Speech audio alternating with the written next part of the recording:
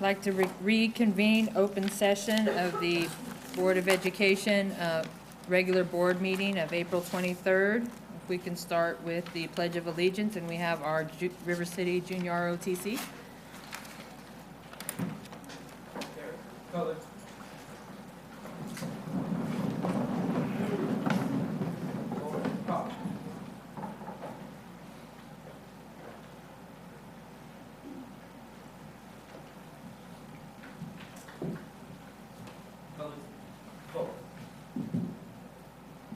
Right face. Please join me in reciting the Pledge of Allegiance.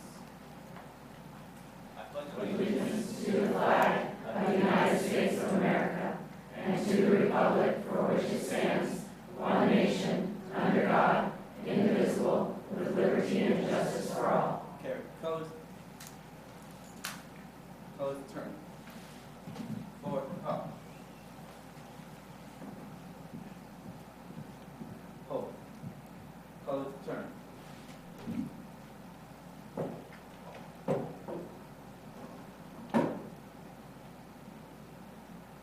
Colors turn. Forward, pop.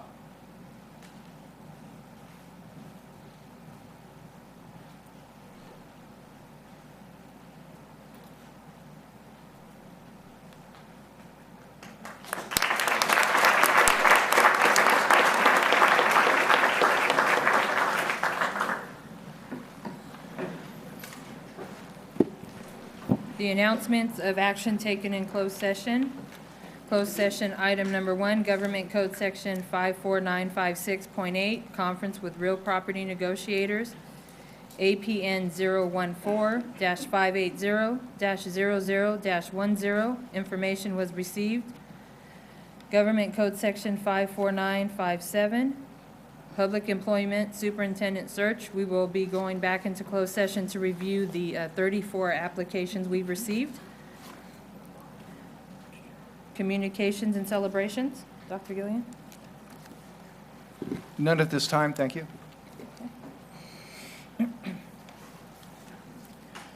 And no student reports this evening. WTA, please. Dawn. Good evening. This is what we know. The district has received a 20% increase in general fund revenue over the last 2 years. Using Department of Finance estimates, Washington Unified should be receiving another 9% next year and 5% on top of that the following. There's been $2 million allocated to capital outlay from general fund, but there's been no explanation as to what this will be used for, at least publicly. There's another $1.75 million allocated for deferred maintenance. Again, there's been no explanation of how this is going to be used. On top of that, an additional $1 million is going into general fund because of increased ADA. And less than $400,000 out of an approximately $1 million that was to be proposed on new buses will actually be spent for that purpose, leaving $600,000 left over. In other words, the district has considerable existing and new resources of funds. And again, as a reminder, I want to say that our proposal, our salary proposal, would not increase the percentage of general fund revenue spent on certificated salaries than what it has been in the past. In the past few weeks, other districts that presumably have access to the same information that we do are beginning to settle. These include Esparto in Yolo County, Stockton, LA Unified, and today Folsom Cordova. All of these settlements have included significant increases to teacher pay, among other things. As you can see, we have a large group of educators here tonight. These are people who've given up their evenings and their family time to be here to tell you that this is a priority. They wouldn't have come unless they are committed to our kids and they are committed to staying in this district and making it work. And you're going to hear from many of them in a few minutes. The bottom line is the money's there, our proposal is reasonable, and you have the authority to direct our bargaining team to come back to the table and settle. Thank you.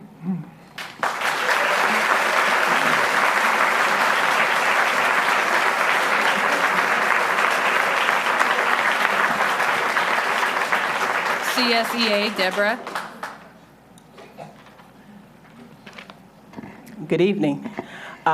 Just wanted to say, in response of Mrs. Gonzalez, the last time she spoke, just wanted to let you know that CSEA is in support as opposing for the HR 973 bill that you discussed last week. So I just wanted to let you know that CSEA is supporting the teachers on that bill as being opposed. As of right now, we are still in negotiations. We do have another date set. It is moving, but we haven't settled yet. Other than that, that is all I have to say. Thank you.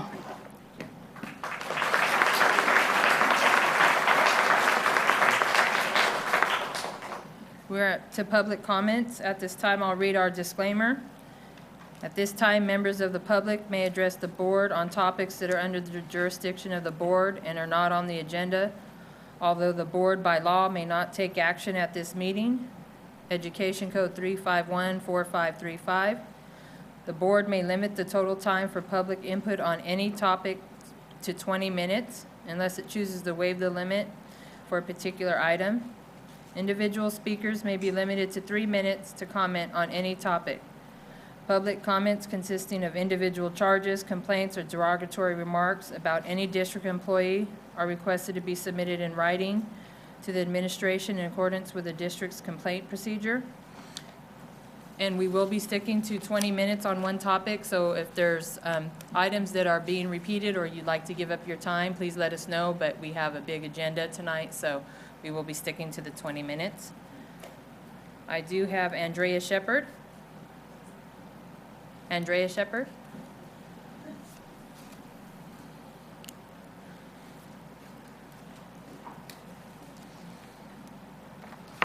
Good evening. Well, I was hoping I wasn't going to be first on up. So looks like I have a lot of support. I'm here to talk about class size. I'll try to make my comments brief. We've had an issue this year at Stonegate. I have a 4th grader. Our class size this year has been started at 37 students.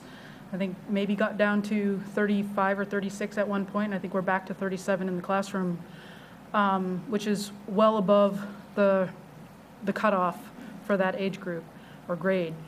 And it's really been detrimental to our kids this year, and our understanding is that this may happen again next year when those same group of kids move to 5th grade. Our kids have missed out on a lot of important things, and there have been a lot of critical things that have been happening this year. Obviously, with the introduction of Common Core, the teachers have had to adjust to new curriculum, and teaching a new curriculum to a group of 37 students when so there's only 2 classes in 3rd grade. That means these kids have been together, sorry, 4th grade, thank you. These kids have been together since kindergarten. Obviously, they know each other really well. There's no way to break up 2 classrooms in a manner where you can deal with all the behavioral issues adequately. And so our teachers are dealing with behavior issues in the classroom, not enough room in the classroom. They've missed out on key projects. They've missed out on field trips. They've had no field trips this year. They have not been able to do their mission project. They've not been able to do their California map project. They've missed out on so many things. And in addition to that, 4th grade didn't have band this year throughout the district. So while that doesn't have to do with class size, that's just yet another thing that our kids are missing out on that in the past and hopefully going forward, other kids will have that opportunity. I'm really disheartened by this. We have students in the classroom who have neurological issues. They need certain amount of extra teacher time. A teacher can't do that when they've got 37 students in a classroom that's not meant for more than, I think, 24. So there's not enough room, there's not enough time, there's not enough attention, and I really want to urge you to make sure that there are enough teachers in all the grades, at all the schools, obviously, but particularly where my son is at school right now, so that this doesn't happen again. There's too much change going on for them to be left behind. And I feel like my son and all of his friends and classmates are being left behind because they got caught in this 1 year where the school district just said, no, we're not going to pay for one more teacher, and we're just going to mush them all together and make it work, and it doesn't work. It doesn't work at all.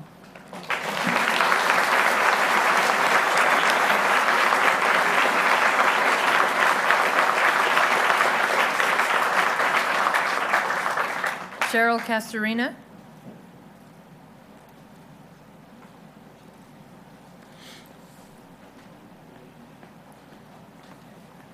Good evening, board members. I'm Cheryl Castorina, and I represent LULAC Council 3204.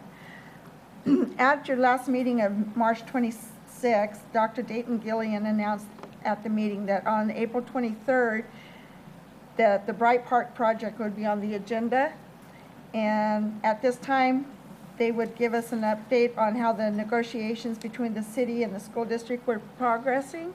And we just wondering why we were taken off the agenda. I know you can't answer me.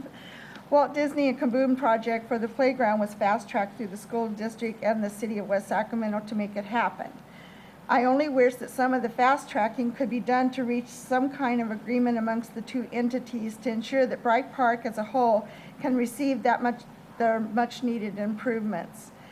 If it is not feasible for the school district to give up any rights of the property, then please let the public know so other fundings can be researched. LULAC is willing to help with Washington Unified School District in achieving future grants from other sources to help in these improvements. I also have a playground flyer that I'd like to present to you for the Walt Disney build.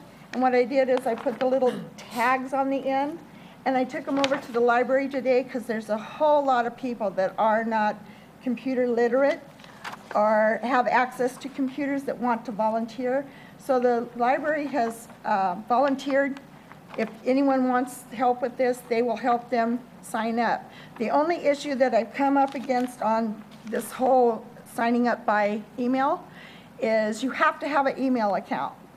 And as far as like signing up for my husband, I was unable to sign him up until I backed out and went in there and made him an email account, which will never be used because he's not computer savvy. So if you send him any announcements on updates on working on this project, he's not going to get it.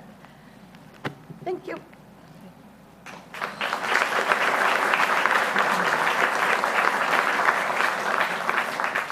And I apologize, but I can't read the last name on this. Is it Nicole? Is it Gohimp or Going?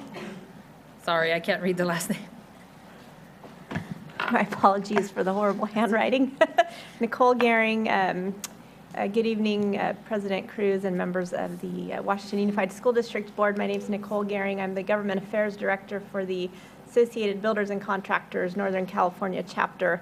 We have several general and subcontractor members who perform commercial, industrial, and public works construction, and many have done work for this school district here. So our chapter is approved by the Department of Industrial Relations, Division of Apprenticeship Standards, and 5 apprenticeship trades: the carpenters, construction craft laborers, electrical, painters, and plumbers. We recently became aware of a district policy that was passed in November of 2013 that inadvertently fails to provide equal opportunities to all apprentices enrolled in California state-approved apprenticeship programs. And so as a result, some of the contractors who have been certified by these programs could potentially be excluded from performing work for the district.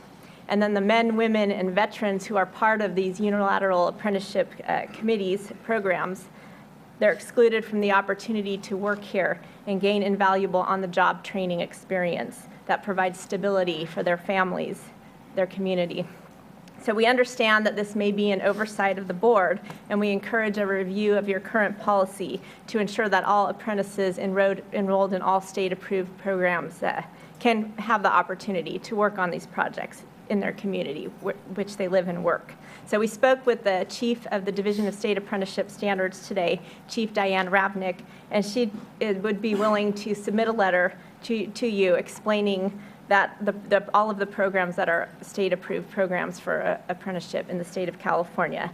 So, and in addition to that, we would love to invite you to come down and tour our training facility and meet some of these apprentices who are currently excluded from working here because of your policy. So our suggestion would be that you would amend your policy to allow for all state-approved apprentices to work in this district. Thank you for your time. And I have with me here a list of all of the programs, state-approved programs that are currently excluded due to your policy here. So here's the list. Thank you.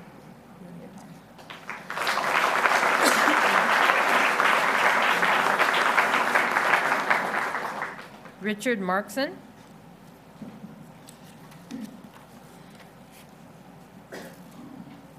Good evening, board members. I'm Richard Markison. I represent two of the other programs that are excluded because of your policy.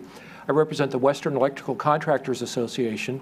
They have a training facility just on the other side of the river in Sacramento County, and the Plumbing, Heating, Cooling Contractors of California that also have a training facility for plumbers in Sacramento. We echo the comments of Ms. Gehring that it is important for you to be a fully inclusive school district, that you accept apprentices from any program that is approved to indenture and dispatch apprentices in Yolo County.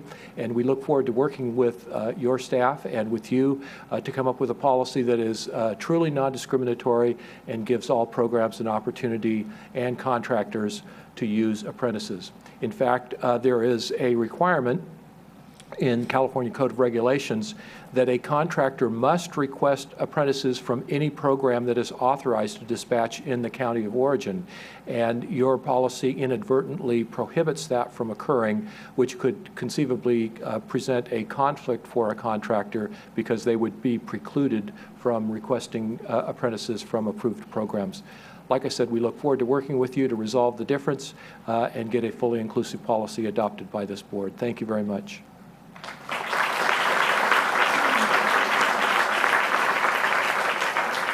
Heather Mercer.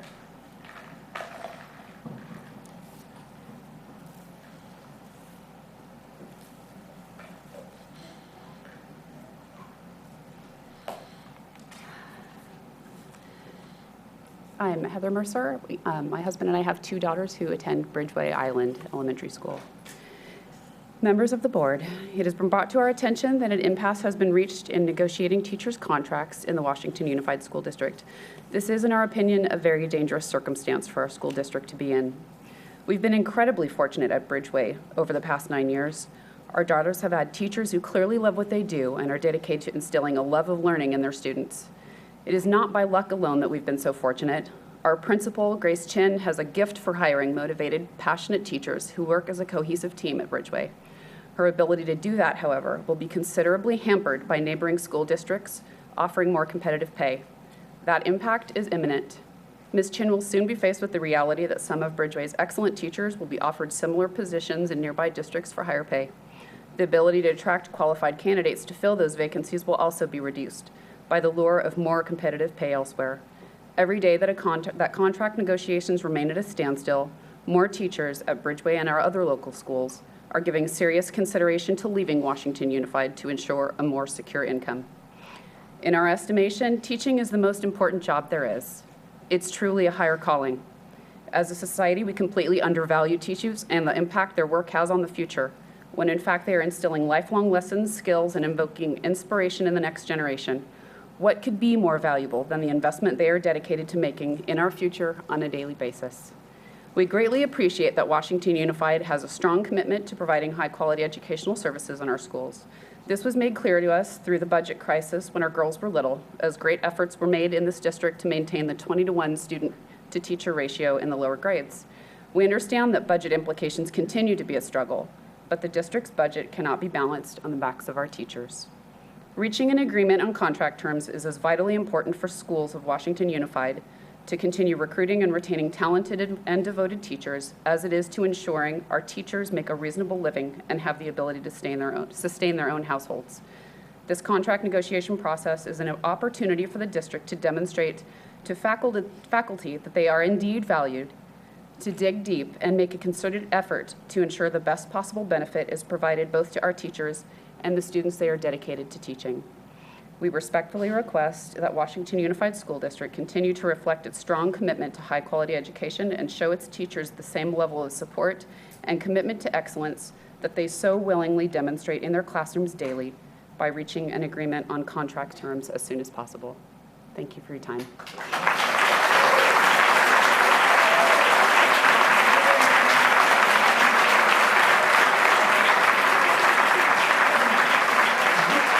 John Malek. John Malek. John, M-A-L-E-C.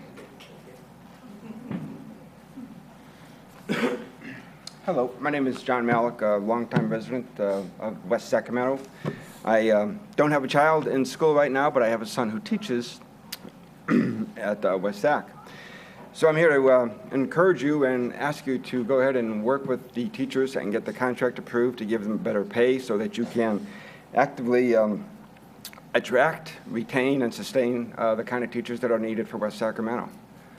He's not here tonight because he's doing something at school, but please, well, you know that.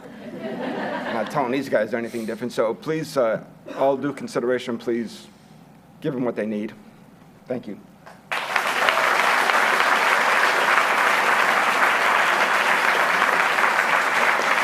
Deo Santos. Deo Santos, D-E-O. Good afternoon, board members.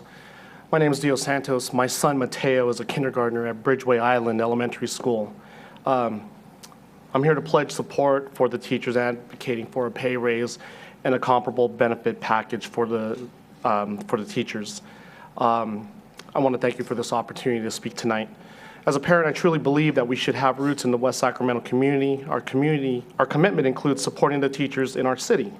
My wife and I volunteer as much as we can at Bridgeway Elementary, give to fundraisers, attend PTO meetings. We vote for elected officials and measures and propositions to ensure quality education. And this is our town. My son is very fortunate to be at Bridgeway Island B and have instructors like Mrs. Belk and Mrs. Donaldson. Teachers serve first and foremost as instructors who work tirelessly before and after the school day, and this is a fact. Unfortunately, without additional pay, they also serve as babysitters, social workers, court-ordered reporters, and God forbid, the first line of defense if a threat were to ever visit any school. My wife and I are investing heavily into our son's Bridgeway Island education. We are afraid that if the teachers of Washington Unified School District are not provided an agreeable pay increase and benefits package, our teachers will leave for another school district or for the private sector.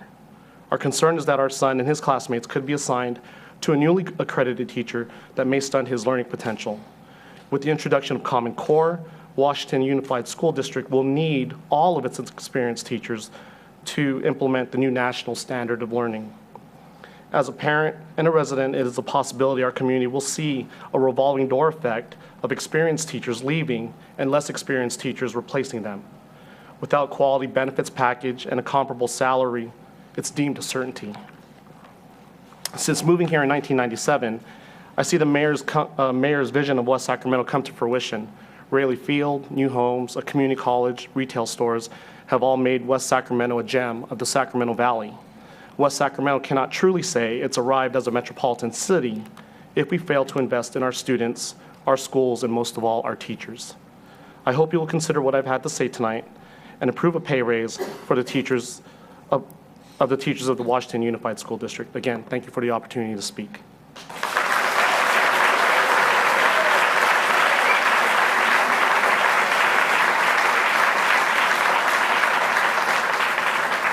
Gwen Brannon. Gwen Brannon.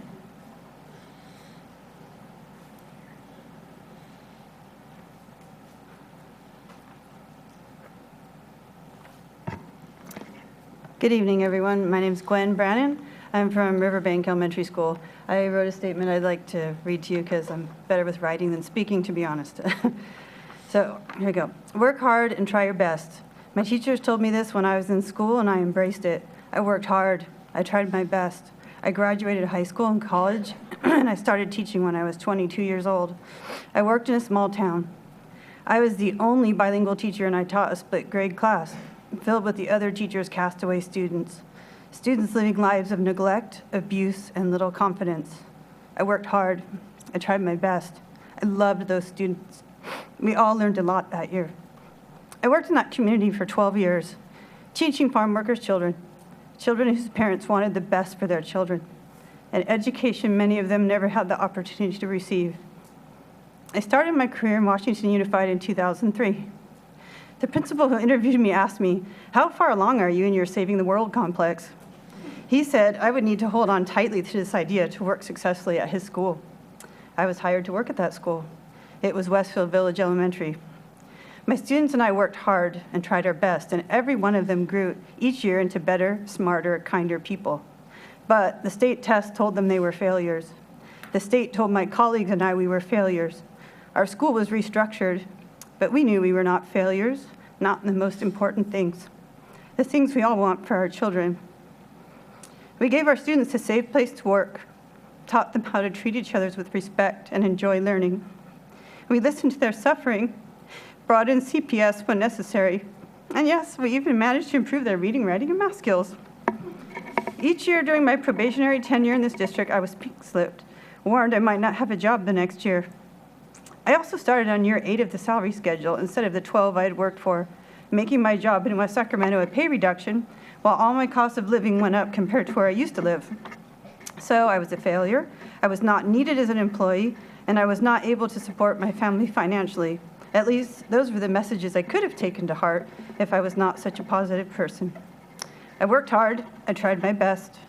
4 teachers who work closely within building the educational opportunities here left for other districts, for better benefits, for better salaries, and because we had picketed, pleaded, and felt unheard. I stayed. I loved my students. I would not quit. I'm not a quitter. I did not take this job for the compensation.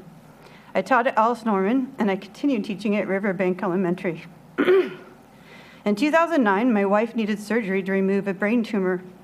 I was thankful I had insurance, but our provider would not approve the surgery.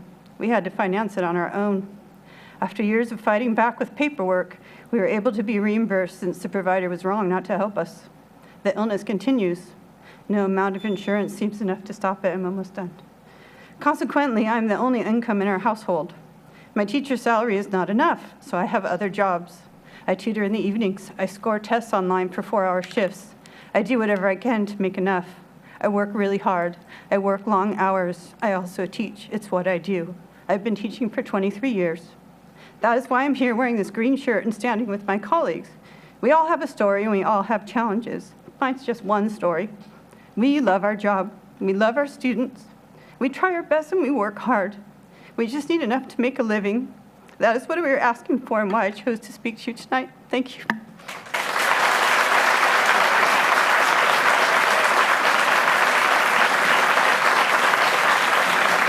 Susan Smith.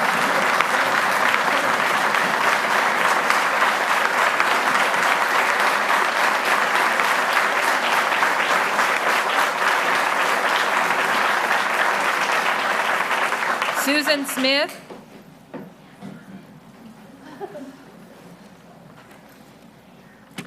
Good evening. My name is Susan Smith, and I teach at River City High School. I'm an English department chair, AVID coordinator, and BITSA mentor. I'm also a parent of 2 students in this district. I grew up in West Sacramento, attended West Moroks Elementary, Evergreen Elementary, Golden State, and River City High School. As a teacher, I originally wanted to teach in Elk Grove where I could earn more money.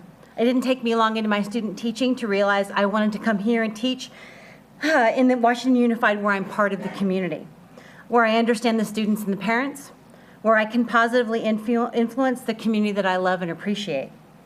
As a department chair, I'm proud to work with some of the most dedicated, enthusiastic professionals around. Unfortunately, I have lost 5 incredibly talented teachers in the last 3 years, one of them a district teacher of the year, due in part to salary dissatisfaction. I fear losing more soon. We work hard. Regularly, I work until 5:30 or 6 in the evening, grading papers, planning lessons, meeting with my BITSA teachers, and attending any number of other meetings before going home to my family. I usually spend several hours each weekend grading essays. And I know I'm not alone. As a parent, I want the best teachers available to teach my children. I want my children's education to be commensurate with that of other kids in the area. This requires attracting talented teachers to this district. You should want to keep the best teachers that you have, the teachers who have forged relationships within this community, who care about supporting other teachers. You should appreciate your teachers' hard work and dedication and sacrifice and pay us what we're worth.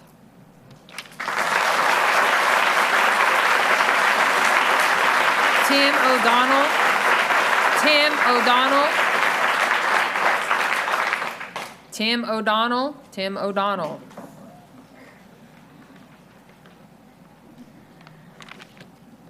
Good evening. My name is Tim O'Donnell, and I'm an English teacher at River City High School.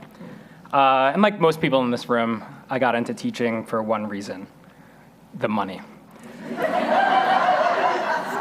I've been teaching for about 10 years now, 7 in this district, so obviously I have a mansion, I have a yacht. But I'm here to say it's time for a bigger mansion. It's time for a bigger yacht. Okay, so I don't have a mansion, and I don't have a yacht. And like the other people in this room, I did not choose this profession for the paycheck. Because when I stay late to give students extra help on their writing or whatever they need extra help on, I'm not doing it for the paycheck. Or when I leave my classroom at 5 o'clock in the evening and there's still other teachers' cars in the parking lot, they're not staying late for the paycheck either. When I look at Facebook on the weekend and see my colleagues posting articles that they're going to use in the class the next day, or posting the amazing things their students did, about the hard days, posts about the emotional drain, about tiny successes, about the giant stacks of work sitting on their kitchen tables, posts that prove that we never stop being teachers and we never stop thinking about how to be better teachers. When you see this, it's obvious that we are not in it for the money. We teach because we care deeply about children, because we want to make a positive change in the world, because we are dedicated to our students and our school. We are committed to this district, committed to this community, committed really to you, to the members of this board who are striving for these same goals. What I am asking for you is that you show this same dedication and the same commitment. For you to recognize the tremendous asset that you have sitting in front of you, and for you to want to keep it around. Because one by one, the dedicated and hardworking teachers you have here will leave to find a district that reciprocates their commitment if you do not. I am a new father, and as it is hard to think about leaving my students and my colleagues at River City, I am applying for other positions for next year. I would hate to leave the students in the school I've dedicated the past 7 years of my life to, but it's getting to the point that I literally cannot afford to be dedicated anymore. I truly love my job, and I really, really never thought I would say that in my life. So it makes me incredibly sad to think that the decision whether to stay or not will ultimately be a financial one. We are not asking for a raise out of greed. We are not trying to line the seats of our golden yachts with the hard-earned tax dollars of the people of West Sacramento. We just want the work that we do, the extra hours we willingly put in, to be recognized and valued, and I am asking you to dedicate yourselves to that. Thank you.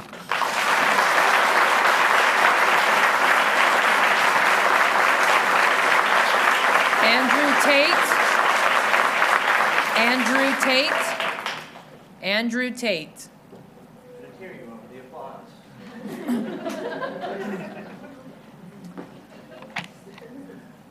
Good evening. My name is Andrew Tate, and I'm an English teacher at River City High School. I came before you tonight to talk to you about words. If you were a student in my class, you'd know that words have denotations and connotations. The denotation of a word is its literal dictionary definition. The connotation of a word is the feelings or the emotions it evokes. For example, the word vomit evokes a negative connotation. You would never say to yourself, "Yesterday was an awesome day. I vomited all day long. I hope to vomit again today." Tonight, the word that I would like to focus on is turnover. The word turnover can have a negative or a positive connotation. I brought you all apple turnovers in this cooler. Typically, people like apple turnovers. They're delicious and usually associated with happiness or pleasure. In this case, the word turnover has a positive connotation. However, there is another use of the word turnover that has a negative connotation: teacher turnover. Teacher turnover occurs in school districts that fail to value their teachers. Unfortunately, teacher turnover is alive and well in Washington Unified School District, primarily because of an uncompetitive salary schedule. I urge you to understand the repercussions of teacher turnover as it relates directly to the education of West Sacramento's children. Continued disregard for Washington Unified teachers can only result in undereducated, poorly prepared students. Do the right thing and ensure that West Sacramento students are not subjected to negative turnover. Vote in favor of a contract competitive with surrounding districts. I hope you positively enjoy your Apple turnovers. I'll keep them cold for you until tonight's meeting is over. Thank you.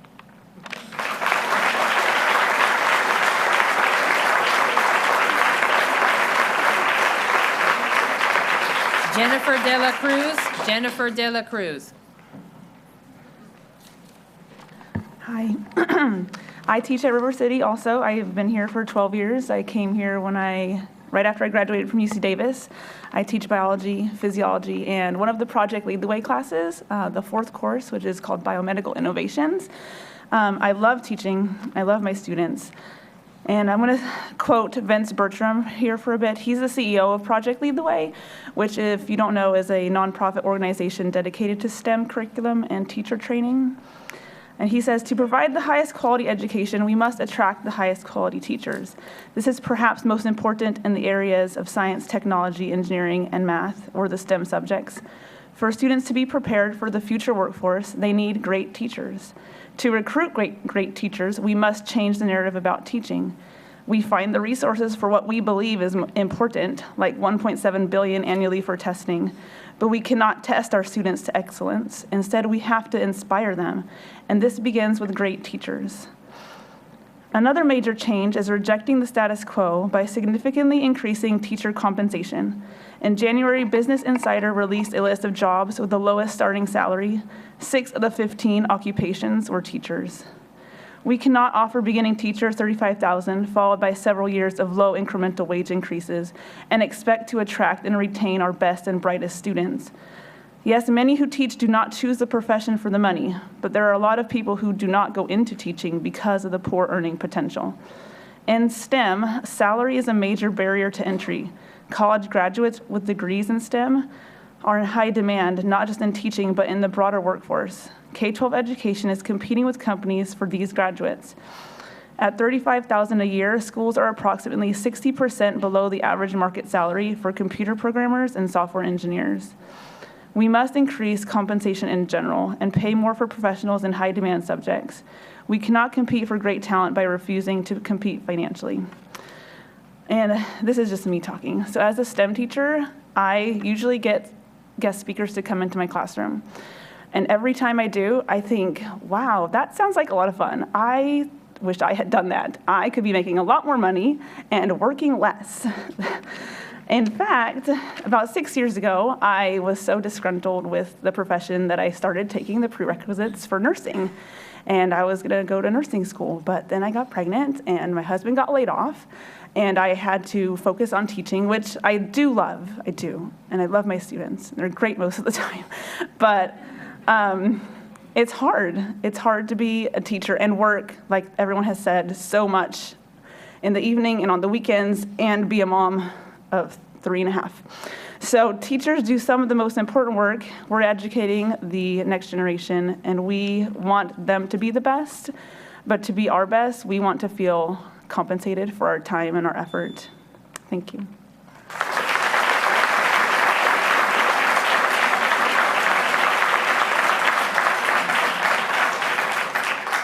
I apologize, but we have surpassed the 20-minute time limit on this, so we will be going on with our agenda. Let people speak. Item number... Board President, can I make a motion that we extend the time for the last blue slips to go? I'll second. All those in favor say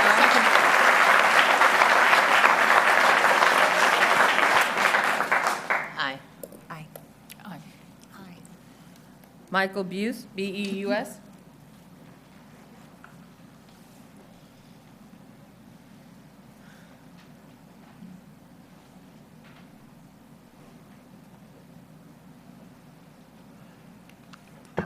Good evening. Yes, I'm back again. Mike Buse, apparently designated reader for people who were unable to be here tonight. I must say I'm proud to be a member of such a group of hardworking professionals and to be a part of this. And I do occasionally have thoughts of my own, which I will share at another time. Tonight I would like to read the words of Tony Marvelli from the music department at River City High School. Dear members of the WUSD School Board, pardon my absence tonight and thank you for listening to the following statement. While you are hearing these words, I am at the high school working with students who are performing in our Western production. I hope that you are all able to attend the show sometime this weekend. I am not an exception or unique to the teaching staff in Washington Unified. There are many teachers like me who devote many hours without pay to enhance the student experience in West Sacramento. Although I have only been in the district for 5 years, I am very familiar with the history and community here in West Sacramento, being a Sacramento native. I taught for 3 years at Valley High School in Elk Grove Unified and was pink-slipped every year for negotiation purposes. The last time they took too long to settle the contract, so I applied and got the position here. I was happy to see that there were no layoffs due to budget and that we were doing well during the last recession. Although a great deal of this can be attributed to our Assistant Superintendent of Business Services, there is another component to this equation. The teachers of Washington Unified School District worked collaboratively with the district negotiation team to ensure that the district remained solvent and fiscally responsible. The way I see it, the teachers that were here before me and are still here sacrificed going after raises so that the district could maintain the staff and quality of educational services. Now that we are coming out of the recession, it is time to repay the teachers that sacrificed over the past decades so that quality education could be maintained. Everyone is capable of spinning numbers and twisting formulas to show their point. Let me ask you this, a common sense question. Property values are on a rapid rise. Prop 30 was passed. Governor Brown created the local control funding formula. Businesses are moving into West Sacramento and there are new buildings going up. And the California education budget was underestimated by several $billions. In other words, Washington Unified is being inundated with new money and less constraints. Are you telling me that a district that has previously outshone its neighbors with regard to fiscal responsibility cannot afford to pay the teachers a competitive salary? I do, however, see more administrative jobs being created. May I? The board. Through my research, I have noticed that administrators in the greater Sacramento area are all relatively close in pay. Individually, teachers in Washington Unified School District serve as many students on a daily basis as teachers in neighboring districts. Why are we paid less?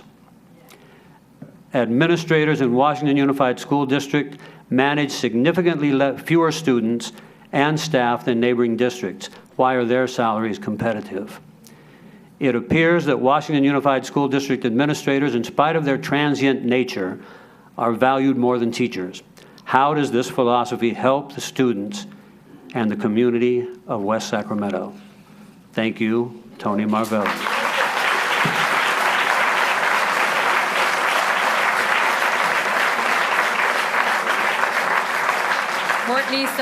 Courtney Selby.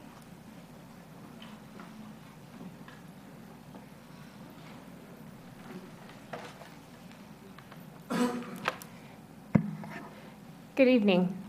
I'm new to Washington Unified this year.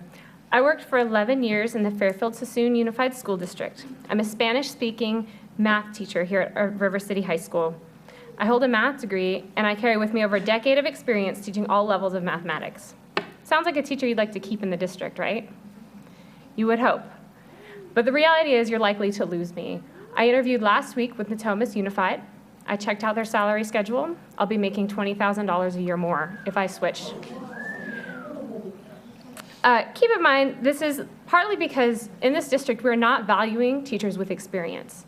When I joined this district, I was given 7 years. If I go to Natomas Unified, I can have all 12 years. okay? Even if that didn't happen, even if they only gave me 7 years, that would still be a $10,000 pay raise for me. It's time for this district to start respecting the time and experience of these teachers, okay? I don't want to leave. This is a wonderful school. I love working at River City. Our math department is awesome. They are talented, they are hardworking, they're good-natured to put up with what this district is putting them through. Okay, I've never seen so many wonderful programs at a school. I think the staff as a whole is amazing. There's so many unique and engaging programs there for every type of student, but the teachers are not being valued. I hope that you will take some time and consider paying them what they're worth, because you're pretty much losing your chance with me. Thank you.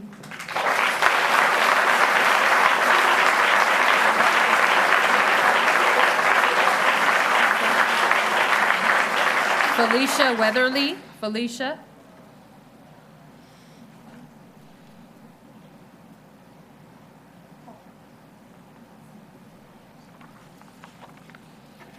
Hello, my name is Felicia Weatherly, and I teach music at River City High School. I've been a music educator here in Washington Unified since 1997.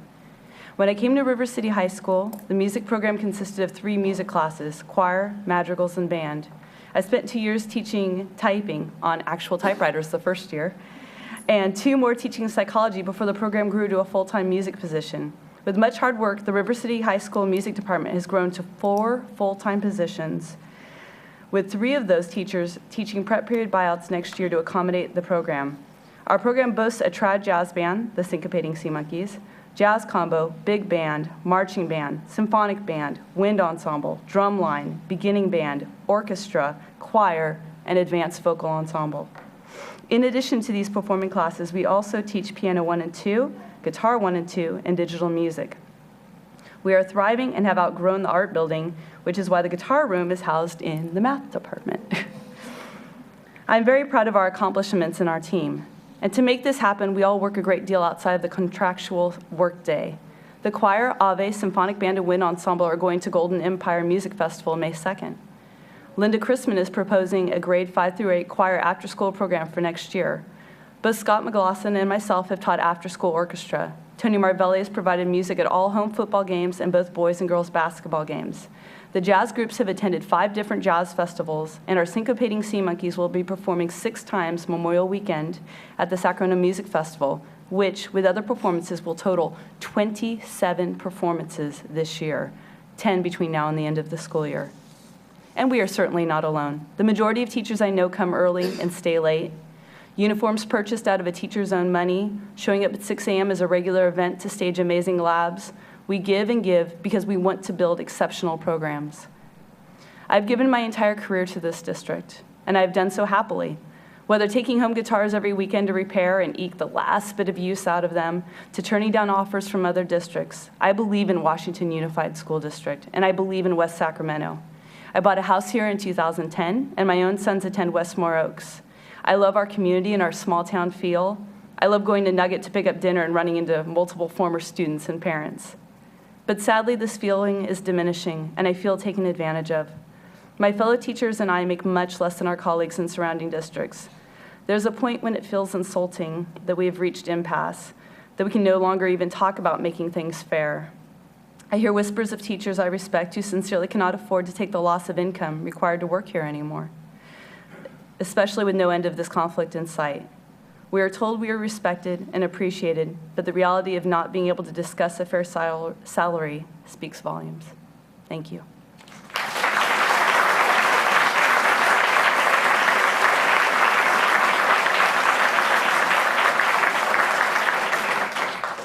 Thank you. That is all the public comments I have at this time. We're on to board and superintendent comments. Board Member Villegas? I have nothing right now. Thank you. Board Member Leland? I just have a couple of comments. Again, I want to thank teachers, parents of teachers, parents of students for being here. And, you know, I come from a family of teachers. My son is a teacher. I work with 800 teachers every single day in my education institution. And I do believe that, you know, we have a job as a board to take care of the district as a whole.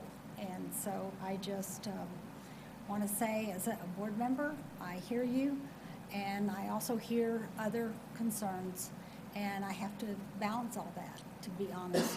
But above that, I want to kind of give a couple of announcements and let everybody know. I think I sent, I did forward this, but we're having a basketball camp. I thought this would make our board president happy at Sac City College. And so if any of you are in athletics out there, it's going to be. They can't hear you, Mary. They can't. It's on. It's on. Yeah, I'm on. And I can't scoot any closer unless I sit on the counter. The camp is June 22nd to the 25th, and it's really for 10 and 13-year-old boys and girls. And it's just a great opportunity for kids to get involved in basketball. I understand there's another nonprofit being formed in West Sac around basketball, and so, you know, we want to make basketball, West Sacramento, a basketball destination. So just another opportunity to train kids. And I think I can wait till our future agenda items for the rest. Thank you. Board Member ALCALA? Well, I just want to say, I hear all the teachers out there, and I want to thank you for all the sacrifices you always make for the kids. And I don't feel we can pay you enough for everything that you do. I also want to thank you for bringing the estimates that you gave us on our budget. It gives me a very clear understanding of what's available. So I just want to say that, you know, I want to keep you, and you have my full support.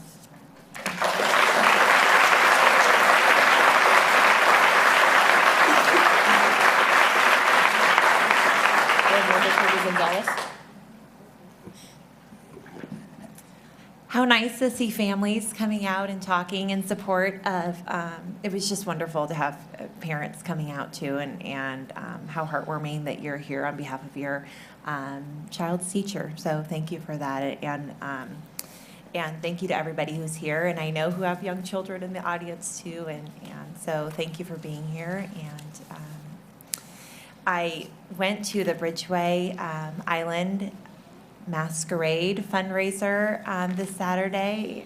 Angela went as well, and that was another moment of seeing teachers and the principal and parents who work so hard for that fundraiser all come together to support public education, and it was just such a heartwarming experience to be there and to see everybody there for them.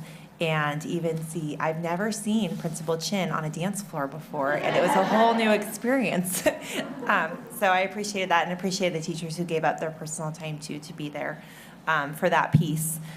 Thank you to those of you who've reached out and offered to observe or to come into your classroom, the invitation. It's always so appreciated. And so I'm excited for the classroom visits that I have planned and to come into your rooms, because they're wonderful places to be. I wanted to do a big shout out to the high school showcase. I hope that that continues, because that is really a way to change the narrative and get people coming out to the high school and seeing all the incredible things that are going on there. It was very magical. My 3-year-old played an entire chess game. Thank you very much. I couldn't believe it. An entire chess game. She was walked through how to do it. I've never seen a teacher with so much patience. I wouldn't be able to do an entire chess game with my 3.5-year-old. She touched animal brains and all sorts of things, and was in a, it was just really an amazing place to be. And every station I went to and every teacher I talked to, I felt their energy, their excitement, their passion, and I wish that we could get all of West Sacramento to that showcase, because it was such a wonderful place to be. And hopefully next year we can get our mayor out there too, and others to help change that dialogue, because we have good things happening here. You make good things happen here. And it's really our job as a board to set the stage so that policy doesn't get in the way, and you're able to do those things. So It was wonderful. I can't say enough good things about it.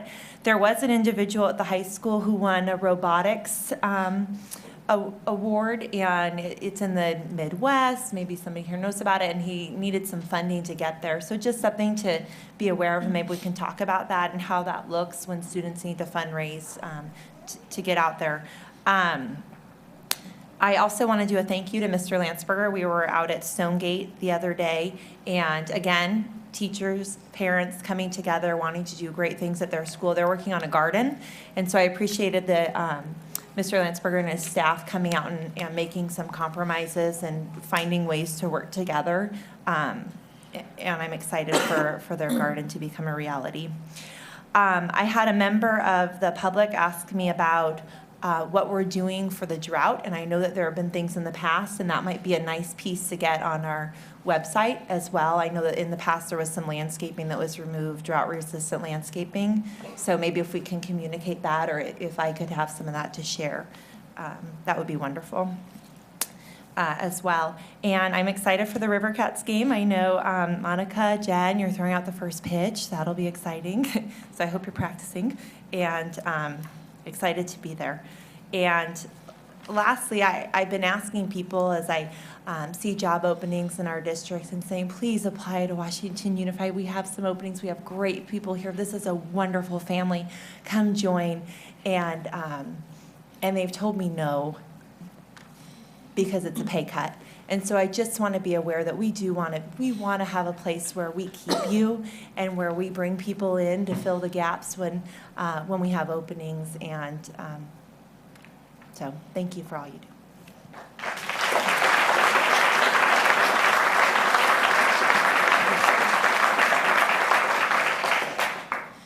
And I too would like to thank all of you for coming out tonight and talking to us about the salaries in the neighborhood, in the neighboring district salaries. And as I've stated before, this district and the board, we value our teachers and we support them in educating the children of West Sacramento. And as a board, we're elected, as Board Member Leland said, as to look at the district as a whole. And we're all here for the same purpose, and that's to provide the quality education for our students. And to do that, one of the goals of this board, our strategic planning, was to obtain, sustain, retain quality teachers. And to do that, we know we must provide competitive salaries to retain and obtain quality staff, both certificated and classified. So with that, I have all the faith in both the district negotiating team and the WTA negotiating team to come together and ratify the contract.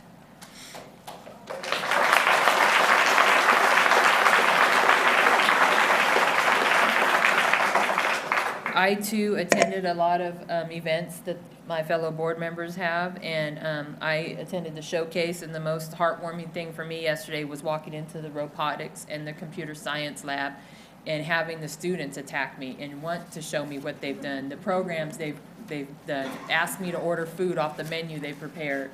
And they're just so excited and telling me about the jobs that they can get by attending computer science. So just to see the kids so excited about these programs, you know, we need to keep you teachers here to continue those programs for us. Also, the girls soccer team at the high school is playing. I'm not sure, they usually go pretty late, but I know they're going for the championship, so the best goes out to them from me. I know Tony's not here, but I'd like to thank Tony Marvelli for providing entertainment out at the River City Athletic Booster Fish Fry that we had last week. It was a great success. And today, I know as board members, we received many letters, many emails, but I don't think Jerry's here. I didn't see Jerry here, but he provided an email. He passed on an email today to me that was very heartwarming, and I wanted to share with the rest of the board. And it was provided by one of our social workers, and I edited out names of the students, but I want to share it with all of us.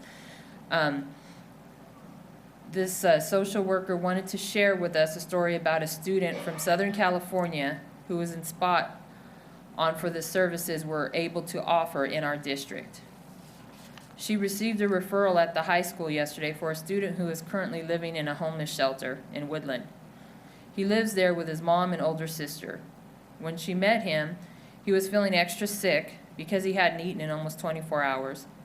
Because of the services our district is able to provide, she was able to help the family by providing the student with bus passes to get from school to the public library, because he meets his mother there after school, because they're not allowed to be back at the shelter until 6 p.m. He's up by 6 a.m. every day to catch the city bus to school. He had been making the 3+ mile walk daily to the library from the high school because they didn't have bus passes. She also stopped to get him food as she took him to the library yesterday, in which she paid for herself. And the student was so relieved and gracious that it just melted her heart. She made an appointment with them today to take them to get some basic items using our homeless student funding at Target. The mother and son were so appreciative. The student is struggling academically because he can't focus, because he can't focus. He's never gotten in trouble. They're trying to get back to West Sacramento, but it's taken a long time. So without the services of the Washington Unified School District, the student would have felt unsupported and alone and may have even stopped coming to school. So she was so glad to continue to support the student weekly, but she wanted to give a small example of what the services at Washington Unified does for our students and families. So I want to thank Elizabeth Van Winkle for what she does and all the services that we do have at Washington Unified.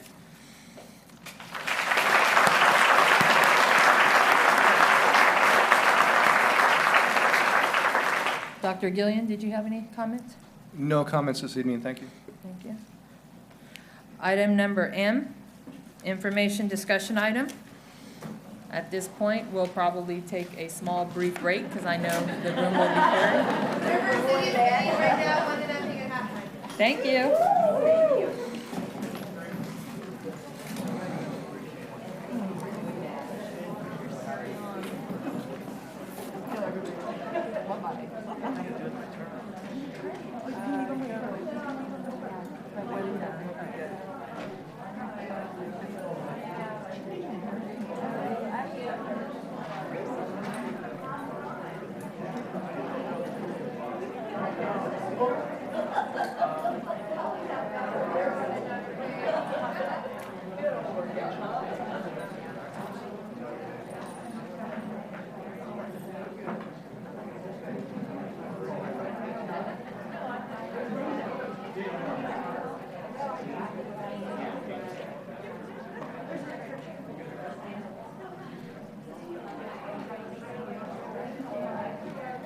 Item M, information discussion item, presentation, updated preliminary schedule of events for the issuance of Measure V bonds.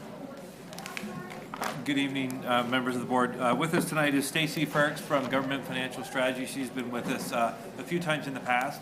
As you know, in November, the voters approved the district to issue general obligation bonds in the amount of $49.8 million. Stacy is here to give us an update on where we are in the process and what we can expect to have happen over the next couple months as we get ready to issue our general obligation bonds, as well as look at the opportunity to refinance some of the bonds that were previously issued in measures Q and R.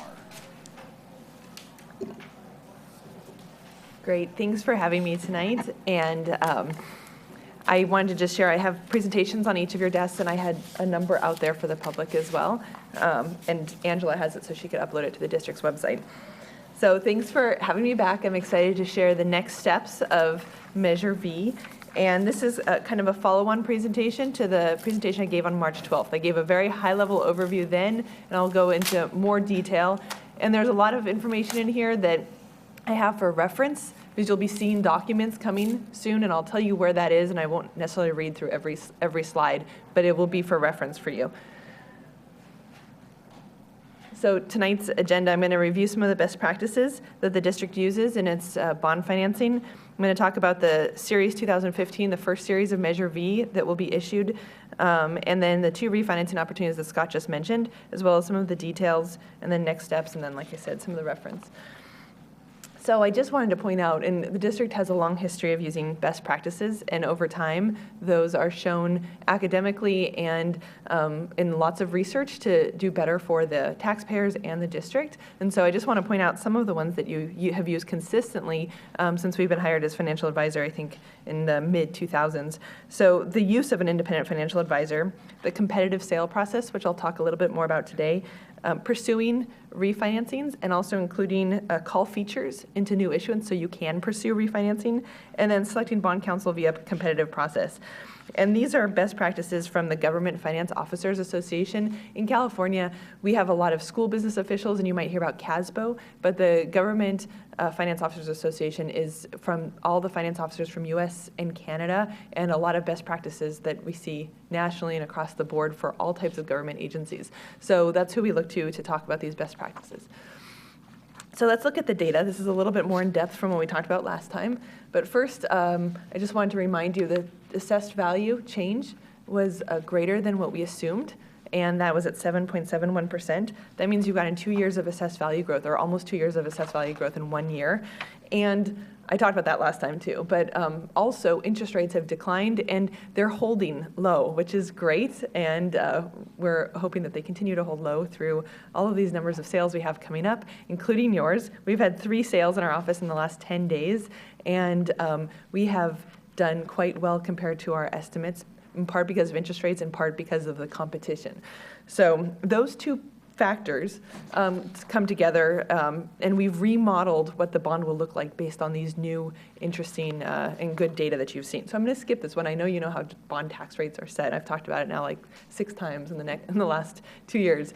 But when we remodel how we can issue these bonds, we show that the tax rate will stay below $39. And even lower than that, you could see the average that we're projecting is $35.90. And so that is over the life of the bond. And if assessed value grows more than the assumed 4%, then this will continue to decrease over time. So that's the first piece of good news. That actually maybe should have come second, because the second piece of good news is actually that we can eliminate the third series and actually issue all of your bonds in 2 issuances. This saves not only on cost of issuance, so you won't have to pay us for that third time. It reduces any interest rate risk that you would have had in 2019 when you were thinking about issuing that third series of bonds. It gets you more money for projects faster, and the reason why it gets you more money is you don't have the extra cost of issuance, but the bond is actually more efficient, and you'll pay less to the markets because of that. So those are all very positive. I just wanted to point out the title of this slide, that we're expecting that you'll get $48 million for projects. So that's $300,000 more than what we originally assumed with when we were planning the bond. So those are all very good pieces of news, and Scott and I have been talking about those and matching the expenditure schedule for the projects with when you'll get the money. So we've been communicating via that. Then let's see. Let's move to the refinancing opportunities. On the color charts, you could see that this is how we actually think about your bonds. And when we issue the next series of bonds, you'll have a whole nother section on here.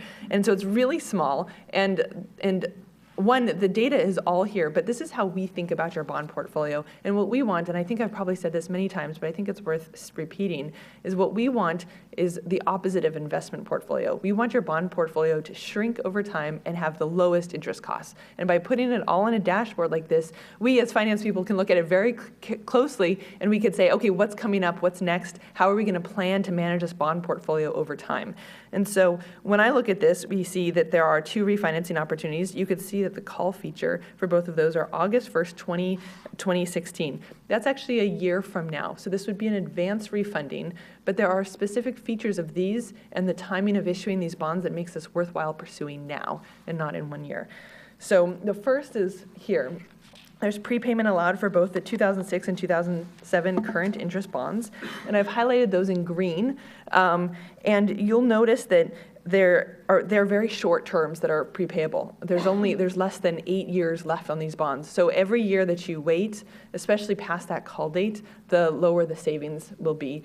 Also, you're not planning on issuing any bonds next year, so you'll have to bear the full cost of issuance from these bonds. So we're saying include them now, because then the cost of issuance will be lower, because we'll put them all in the same sale. You'll pay less overall, and I'll talk more detail about that.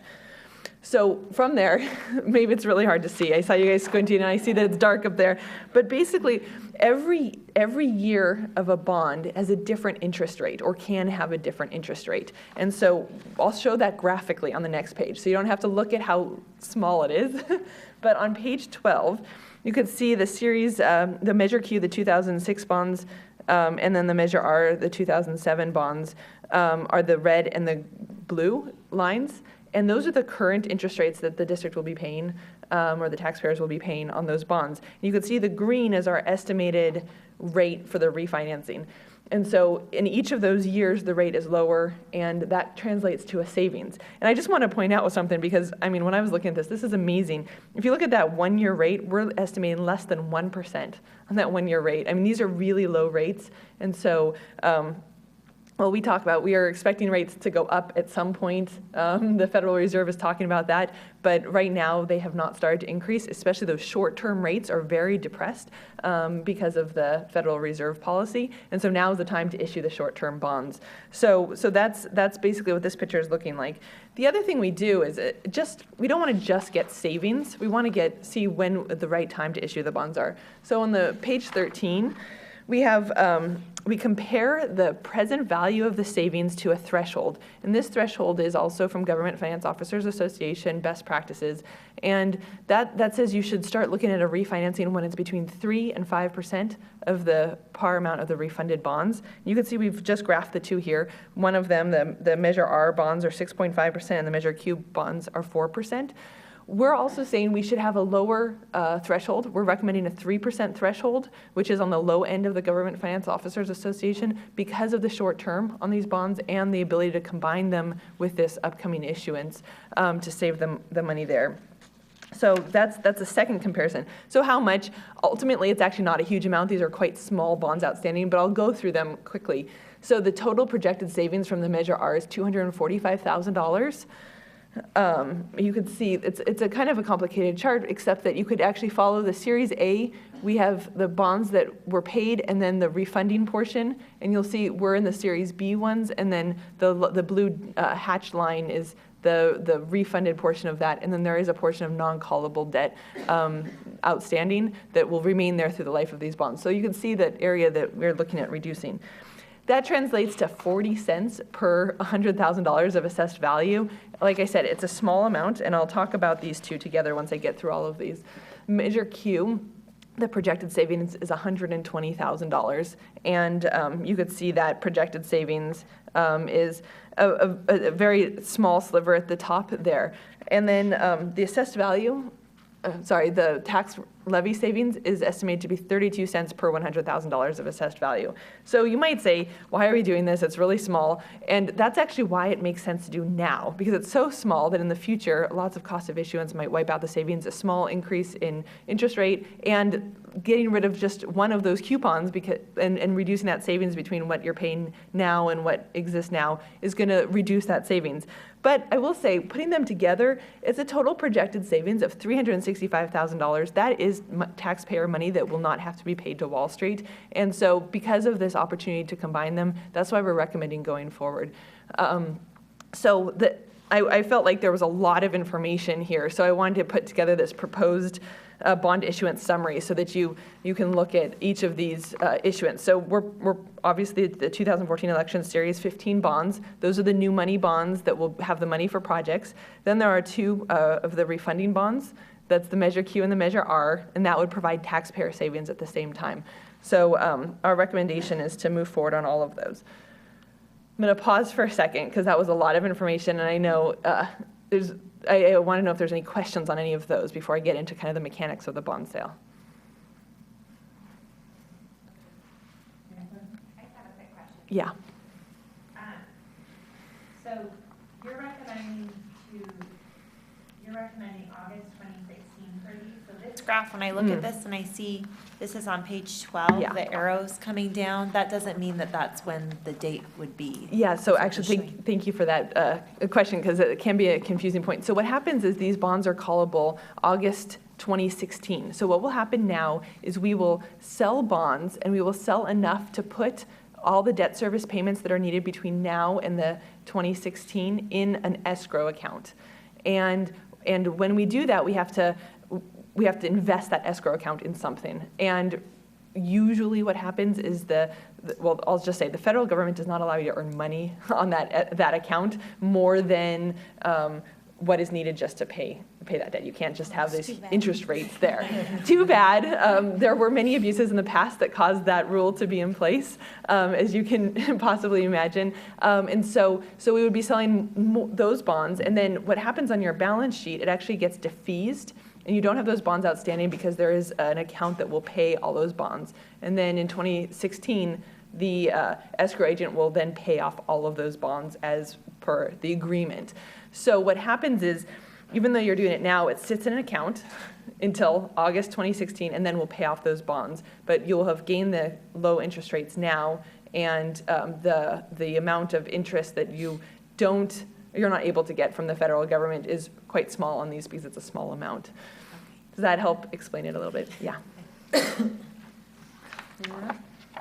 And we saved $365,000. Yes, yes.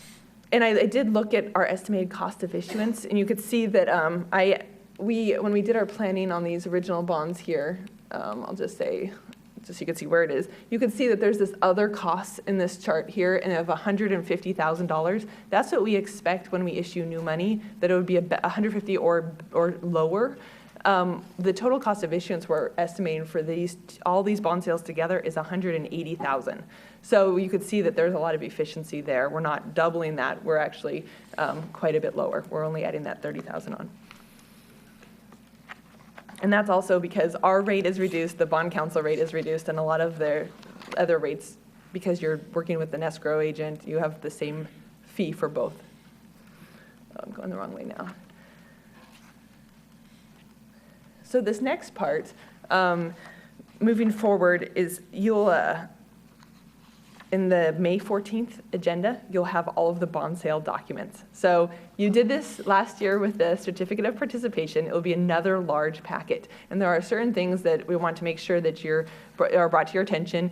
Unless you have lots of questions, we don't go to that meeting, and Scott will let us know if we need to be here because there's lots of questions, and I'm happy to come. But if not, and it's somewhat routine now for all of you since you've just done it in October of last year, but I did want to give you a bunch of information just in case somebody asks you in the community about who buys the bonds. So I have a page here that just talks about who buys the bonds.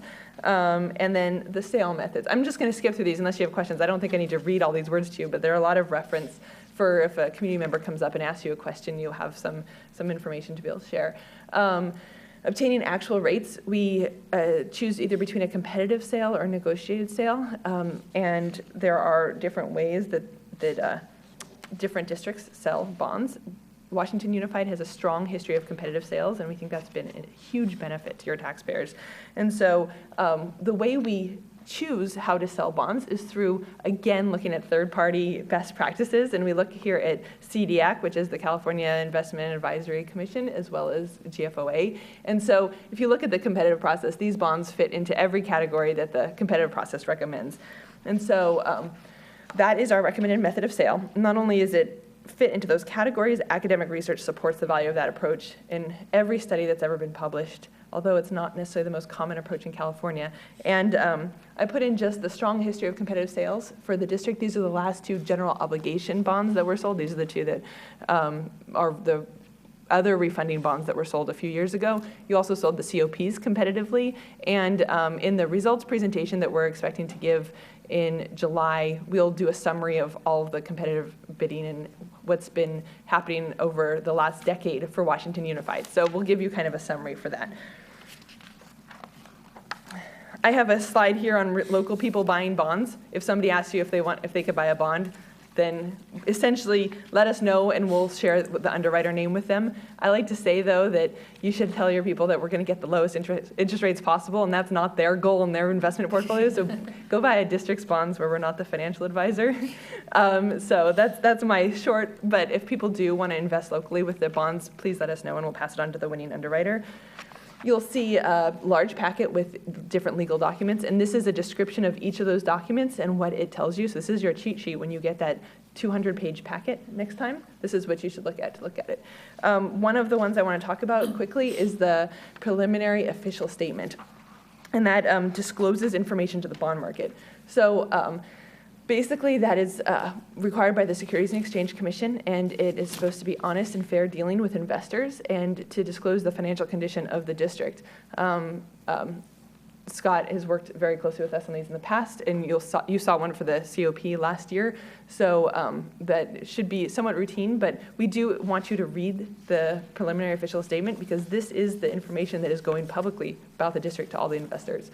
It also can be used for marketing your bonds in the future, but really it's an important piece, and I think this slide here talks about in the Securities and Exchange Commission talked about how when Orange County, when it went bankrupt, that they had seen a lot of the public officials had not reviewed the disclosure documents or understood what they were doing. And so we just put this in here because it is significant to go out to the bond market, and wanted to just reiterate that. So tips on reviewing the disclosure. Because it is a large document, here are a few items to keep in mind. It's a little oddly written because it's a finance document in words. But if you see something that you think sounds funny, please let us know because we'd rather make sure and confirm that it's appropriate versus just leave it in there. So next steps. May 14th, the board will consider adoption of the resolution authorizing the sale of the bonds, the refunding bonds and the new money bonds. You'll have until June 10th to give us any comments on the preliminary official statement.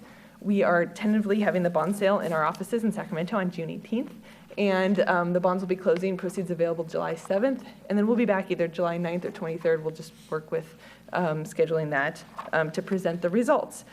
So lastly, preview the day of the sale. We are just in Sacramento, and we say it's a tentative date because we actually have the flexibility to change that date. So if the state of California says we're going to go sell 1 billion bonds on the date that we're planning on selling Washington Unified's bonds, we're going to move that date because there's just too many bonds on the market to get the best rates. And so that's why it's tentative. But so far, our dates have held this year, and we'll be in communication with the district if it changes. But if anybody wants to view the sale, and I mean anyone, if you have a teacher or a class, students, I'm having a bunch of 8th graders in the office in about 2 weeks to watch a bond sale from Kern County. They're coming up on a field trip. But if any members of the public or any of you or administration, everybody is invited. We're very transparent about it. I will say, though, it's all done on the computer, and we do accept bids in the morning, and we'll talk about the municipal market, but we get one of two responses. Some people are really interested in it, and they're really interested in finance and the municipal market, and that's great, and they love it. And other people are like, well, that was kind of like watching paint dry. So I just want to give you that disclaimer. We had a bond sale in the office this morning, and I got a flat tire actually on the way to work, and I called the person. I was like, how many bids did we get? What's the result? And this was going to be saving a district general fund savings, so it was a really big deal for that district to know how much they were going to save and be able to put in their budget updates. But so I find it exciting, but I agree. If people think it's like paint drying, well, that's fine, but you're still welcome to come, and we'll provide a breakfast and talk through the whole thing. So lastly, this is Peter Pan. He's saying to Michael, I'm taking you to a magical never land that is unaffected by events in the real world. And Michael says, we're going to Wall Street? So with that, any other questions? I know I went through a lot of the documentation quickly. I did include the presentation I gave last time so you could see what a lot of our original numbers were based on. But I'll just stop here and open it up for any questions. Any questions, comments, discussion?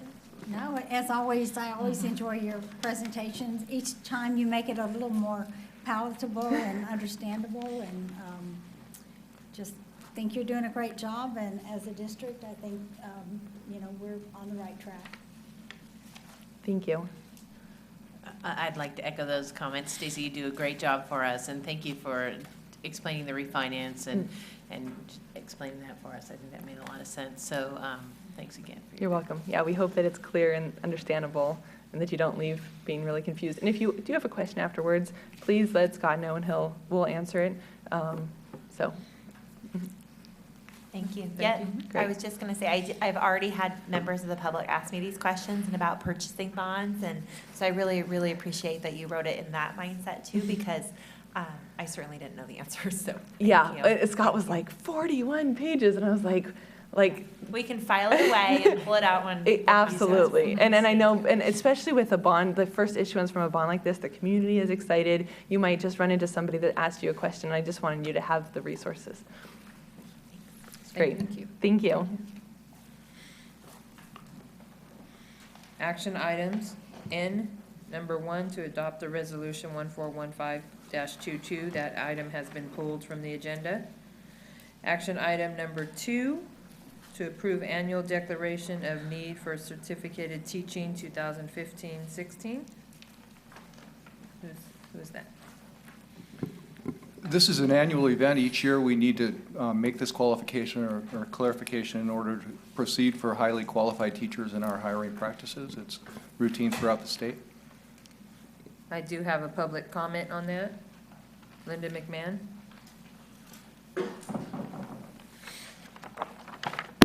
Good evening. Had I known that you were going to extend public comment, again, this is all about teachers, about attracting and retaining teachers. And when you don't have them, again, it's an annual thing of having to approve this declaration of when there's a need for example, special education teachers and so forth. I'm kind of like Mike Buse this evening in that I received comments from a first-year teacher who felt uncomfortable in standing here in front of the board and voicing her situation. And again, this evening you've heard a lot of passionate personal comments. This is another.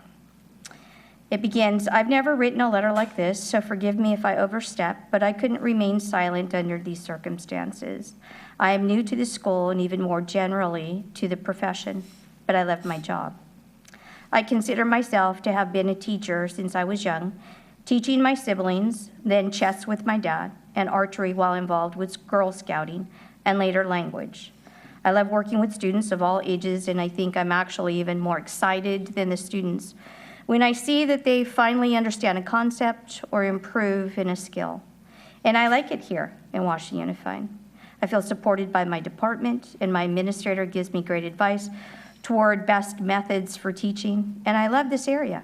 It's ideally located for how I imagine my future to become, including the potential family and life outside of my teaching career. I stay late after school, not only because I'm a new teacher, but because I love what I do. I enjoy attending my students' sporting events and music and dance performances. I create resources that I post on my website and on my own time, since I'm currently teaching where my prep would usually be. I created an Instagram just for my class so that my students can get extra help through that resource. Then I send text messages home through an app so that the students get the homework reminders after school. I advise for a club, not because I teach it, but because the students needed an advisor. And I also took another club on when another teacher took a buyout and needed to move. So I stay in my room during lunch for that. And I do love what I do here. But how can I stay if I can earn so much more elsewhere?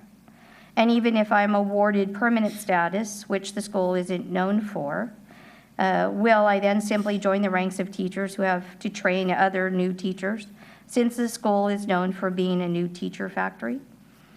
My department would love to be solid, but for years has seen a constant cycling through of new teachers, some of them after only 1 year. And what is the point? There's a huge disconnect from 1 year to the next, and it hurts our students. It's my first year at the school, and I felt very strongly in the lack of depth that we are able to teach due to having to spend so much time teaching the ropes as beginning teachers. Even being new, it's clear to me that veteran teachers have not been able to collaborate to the level they would like, since they aren't actually ever sure who is going to be there next year. And indeed, if there is an opening, if it will be filled in time. How can you bring a teacher up to speed properly about how things are done in just one interview before a new school year begins?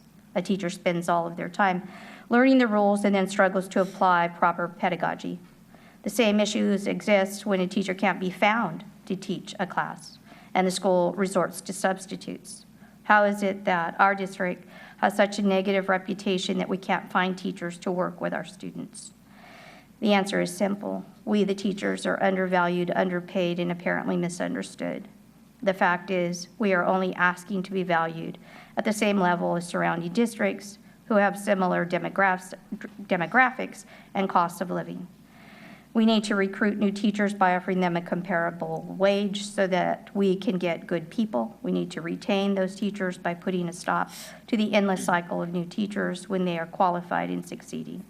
We need to sustain those teachers by allowing their education and experience to see a raise in pay, as well as offer professional development opportunities so that they don't lose their passion and drive.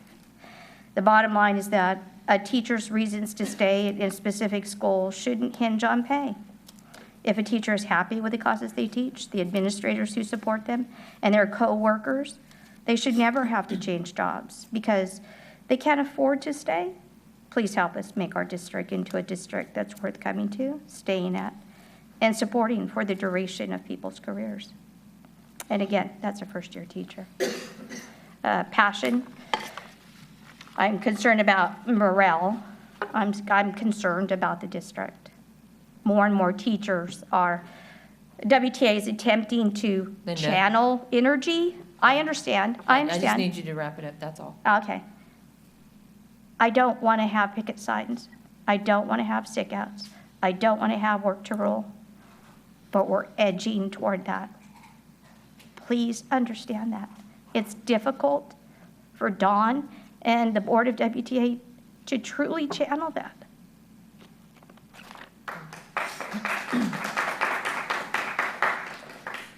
We have a motion to approve the annual declaration of need for certificated teaching 2015-2016. So moved. Second. All those in favor say aye. Aye. Aye. Item number 3, quarterly report, uniform complaints and compliance with Education Code 35186D. This is a quarterly Williams report. You see it every quarter. Again, this report, we had 0 Williams complaints in the 4 categories that are provided on the report. We're just required to bring the report to the board, have the board take action to accept the report, and we forward the report off to the county office. This is a standard report for you. Any questions? Move to approve. A motion to approve? So moved. Second. All those in favor say aye. Aye. Aye. I have item O, consent items. Do I have a motion to approve the consent items? I'll make a motion to approve the consent item agenda. There's- second. All those in favor say aye. Aye. Aye. Board governance discussion. I don't have any this evening unless any of the other board members do. You know, you passed out the manual. I want to thank you again for putting that together. I think it's really important for us and for future board members. And can you just tell me off the top of your head, did you remember if we had the creed that was adopted by the school board years ago, was that a part of the manual? Because if it wasn't, I brought a copy and we can. I don't think so. I don't think it was. I don't remember the date. I know we can look in the minutes to see when it was adopted, but I don't know if you go in and you look at unadopting it, if we're not going to use it in kind of official kind of guidelines. But I thought this would give a chance for some of the new board members to look at it and then see if you want to keep it or not. But I just brought a copy because I know you asked us for feedback. And I did think it was one of the things that maybe we didn't have in there. This was a creed that basically it was adapted from the National School Board Association, just about, you know, what our role is. And again, sort of almost an ethics statement about how we'll operate. And so you might, you know, want to read through that and reaffirm it at some point with the manual or as a part of this discussion. But this is just for your take-home reading. Okay. Thank you. Anyone else? Future board agenda items. We have anti-bullying update in May, and the draft of the LCAP and the LCFF in May, and student enrollment update in June. Is there anything else? You know, I didn't want to bring it up in the comments earlier because, you know, I don't want to say anything that's going to alert, especially teachers, for what our policy or how we're going to potentially implement any results from SB 277, the vaccination policy. I do understand it just was passed through the Education Committee, and you know, it looks like it's going to go through, but I brought some information on it. I think it would be enough and important enough to at least point out or have an agenda item or information item, because I think for me, there's some concerns if we're going to expect vaccination for all kids, and the reasons for vaccinations change. It's not so far they've struck the personal belief statement out of the language, which makes a big difference. Students that are homeschooled, you know, are exempt. But I just think it would be nice to have a full discussion. It's a really complex, I can't really even summarize it here. I think it's really complex, but I think how we would move forward and monitor it and just be looking at it and being proactive, and then just sharing information, you know, on the web as we're continually being updated about what or where it is in the legislature right now, but it will affect a lot of parents and students and the health of our kids. So SB 277 vaccinations, if everyone agrees, that's an important topic. You want it as an information item? I think, a I would, discussion item. you know, I don't think we have to decide. I think we just give the idea to staff, and they feel like that's important to bring back as information. Because there's no action we can take. Right. But I do think for public awareness, we need to be telling the public as educators what is happening and what the changes could be.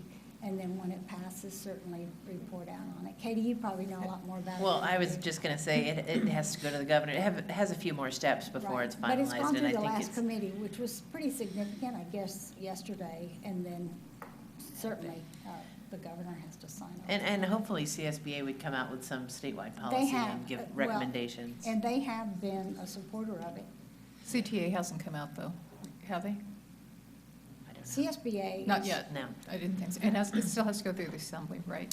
I have Because all it's gone the- through Senate. So. Yeah, I have all the supporters and, you know, who's behind it. So what are we asking them to do? I would Keep just it on their recommend that we radar. wait a Just little keep it while. on their Update radar it. and. Keep it on their radar, and, you know, I think they're gonna have a hearing. We can let staff know there's a hearing coming up. And if folks, teachers or parents are passionate about it, they should know about these things. So, that's all. SB 277, just maybe a short information item. We can all bring what we know and talk about it. Any more future? Well, you know, we are, on district elections, we have another presentation with information. There were a lot of questions I know that the board had. So I'd like to have another presentation made. We will have members from, actually, one of the individuals who brought it forth, Albert Tirico, under the Voting Rights Act. This is being adopted throughout the state of California, a lot of school districts. So there is a group of individuals that make these presentations and alerts to what the trend is in terms of district elections, which are occurring. It's part of the democratic process. So I think it could provide us with a lot of information and answer any questions we may have. Well, I thought we were at the point where we were talking, gathering questions ourselves and talking to our attorneys. Okay. So that as soon as I get or Dayton gets some questions or concerns from the presentation we had, we need to have our attorney. The I mean, to keep presentation. having presentations and presentations is Mm. not gonna help us if we can't get some, legal guidance. Okay, well, So- the so that's presentation, with where all I am. respect to Tom, you know, he was having a difficult time. So I believe another presentation, you know, would be helpful. But if, We, With the if, questions more if than we Tom decide to questions. more do, than, okay, if we decide to do this, we are on a very strict timeline, as he said. all right, It's gonna be very tight to get it by December as it is. okay. So what I would suggest is maybe talk to Tom on your own. Okay. And from our last meeting that we had, I know there was questions. If we can get them maybe to Dayton or get them to me, and we can, you know, two of us maybe sit down with the attorney. So Dayton, would that be the process? Okay. So at this point, it would not be an agenda item? Not yet. I think we Okay. need to get the information from the attorney, and then we can go forward from that if we need another presentation. Mhm. But even if we had another presentation, we still need to talk to the attorney. Okay. Yeah. So if you guys have any questions or concerns, like I said, give them to Dayton or myself, and then, you know, we could figure out two of us, maybe sit down with the attorney. Okay. And with that, we are going to go back into closed session as to item number 2, Government Code Section 54957, Public Employment Superintendent Search. And Dawn, in general, will ask you to come in just a moment, okay?